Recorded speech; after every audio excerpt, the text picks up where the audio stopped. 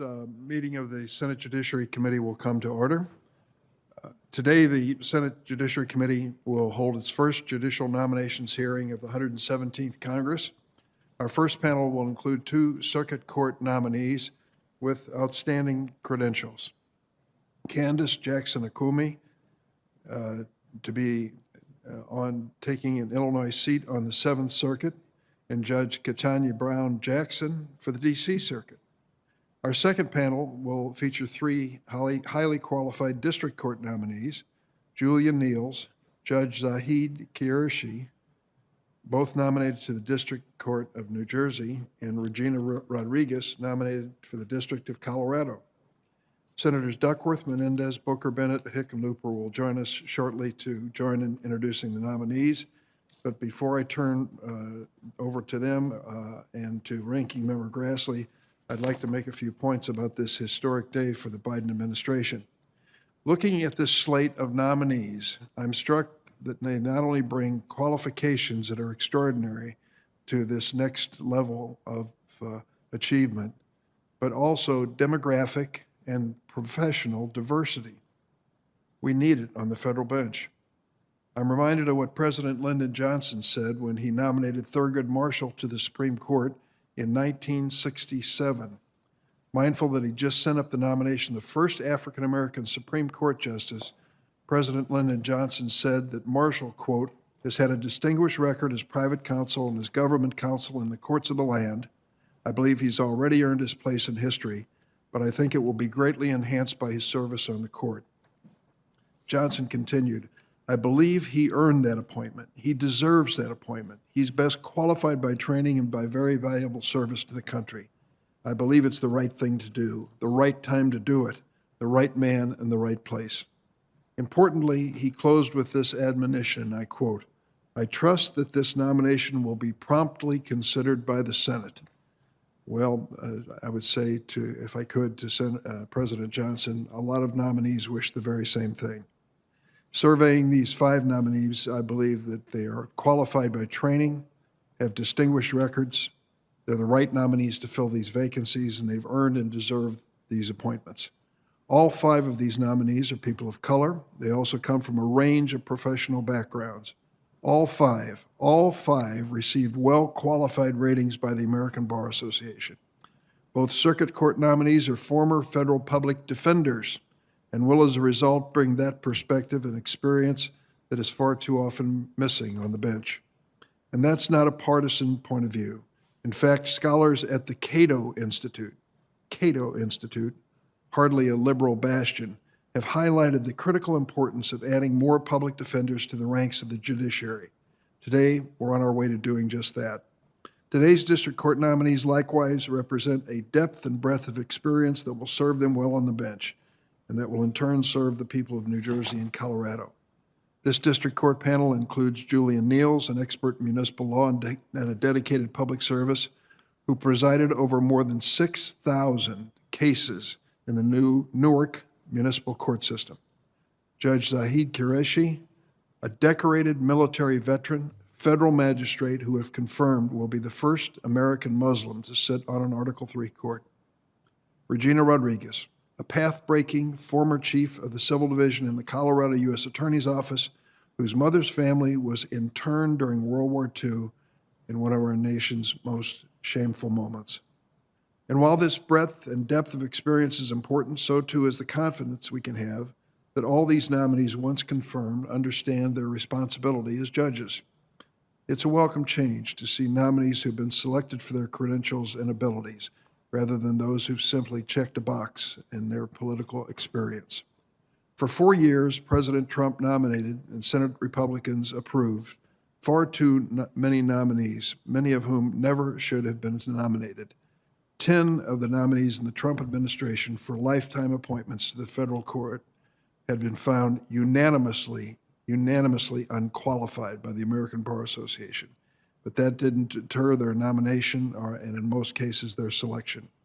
Thankfully, with today's five nominees, the Biden administration has taken an important step toward orienting the courts back toward even-handedness, fair-mindedness, and competence. And the administration has done so with a group of nominees whose qualifications are beyond question. Now I have the honor and privilege of introducing two of them. I'll start with Candace Jackson-Akumi, nominated to an Illinois seat on the 7th Circuit.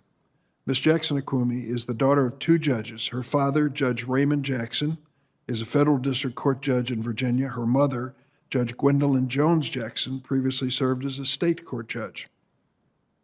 Their daughter, Candace, received her undergraduate degree from Princeton, her law degree from Yale, where she served on the Yale Law Journal. She clerked for Judge David Coor on the U.S. District Court for the Northern District of Illinois, who incidentally heads my panel to approve nominees for the federal bench in Illinois, and Judge Roger Gregory on the 4th Circuit Court of Appeals. She then practiced at the law firm Skadden Arps in Chicago and then did something which is highly unusual. She decided to leave the private practice to join the Federal Public Defender's Office in the Northern District of Illinois, working in that office for 10 years, leaving just last fall when she came to D.C. with her husband, Eric, pursuing a job opportunity.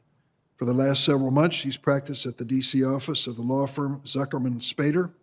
However, upon confirmation, she will return to Chicago. Good for us. And I want to thank her husband, Eric, for adjusting his own career for the sake of his wife's. It is a sad reality that 4 years of President Trump and a Republican Senate did not expand diversity on our federal courts. This includes both demographic diversity and life experience. Over 4 years, President Trump appointed 54 judges to the circuit courts. 54. None of them, not one of them, was black. Currently, the 7th Circuit has no judges of color. In fact, only one judge of color has ever served on the 7th Circuit, my friend and the retired federal judge Ann Claire Williams, who was appointed by President Clinton with my strong support. In 2016, President Obama nominated a highly qualified black attorney named Myra Selby to an Indiana seat on the 7th Circuit. Republican senators blocked her nomination for nearly an entire year. The NAACP has made it clear that this lack of diversity means something important to the federal bench. In a November 2020 letter, NAACP President Derek Johnson wrote, and I quote, "The absence of diversity undermines the integrity and legitimacy of the federal judiciary. Judges from different racial, ethnic, and other backgrounds enrich judicial decision-making and promote trust and confidence by communities impacted by their rulings." Thankfully, we have Ms. Jackson-Akumi before us today, highly qualified with a unique perspective, and only a tiny fraction have spent on the federal bench now, have spent the majority of their careers as public defenders or in legal aid. In fact, out of 179 current federal circuit court judgeships, there appear to be only 2 judges who spent a significant part of their legal career as federal public defenders, one of them from the state of Iowa, the 8th Circuit Judge Jane Kelly, and the 3rd Circuit's Judge Louis Restrepo of Pennsylvania. In contrast, there are many former federal prosecutors on the federal bench. Many are extraordinary jurists, but they do not share the same life experience as these nominees. As a federal defender, Ms. Jackson-Akumi represented over 400 indigent federal defendants at all stages of the criminal justice process. She has tried 8 trials to verdict and argued 6 appeals before the circuit court. She's litigated hundreds of contested hearings, including sentencing hearings. Ms. Jackson-Akumi knows the criminal justice system inside and out. She's exactly the type of nominee we should hope to see more of. I look forward to hearing more about her experience today. I also have the honor of introducing Judge Katanya Brown Jackson, nominated to the D.C. Circuit.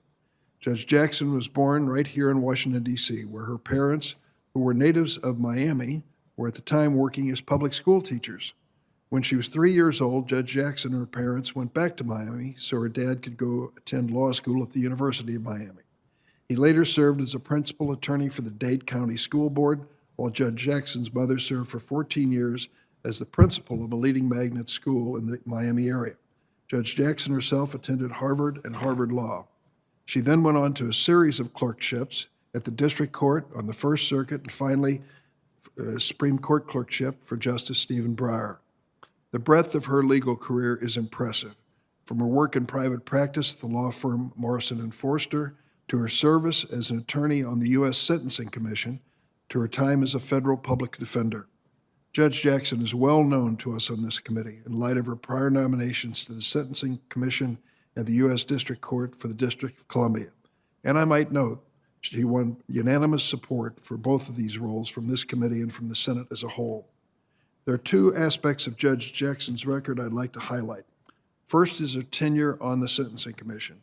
The issue of criminal sentencing is one that is deeply important to me, and I'm sure to my colleague, Senator Grassley. As a Sentencing Commission member and as a federal judge who has handed down sentences, Judge Jackson has faced the often difficult questions inherent in that responsibility. She will bring that experience to bear on the D.C. Circuit. The second is more broadly her record on the federal bench. Judge Jackson has shown time and again in her decisions that she is guided not by ideology or a preferred outcome, but by a steadfast belief in approaching every case with fairness and impartiality. We see that reflected not only in her even-handed record, but in the comments of those who have served with her. She's won praise across the ideological spectrum, including from D.C. Circuit Judge Thomas Griffith, a George W. Bush appointee, who wrote to the committee in support of her nomination.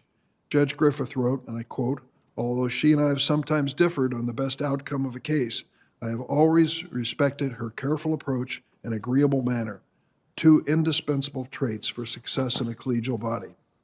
In these partisan times, Judge Griffith's words ring even more important. I look forward to hearing from Judge Jackson today and from all five of today's nominees. And with that, I turn it over to my friend and fellow colleague, the ranking member, Chuck Grassley.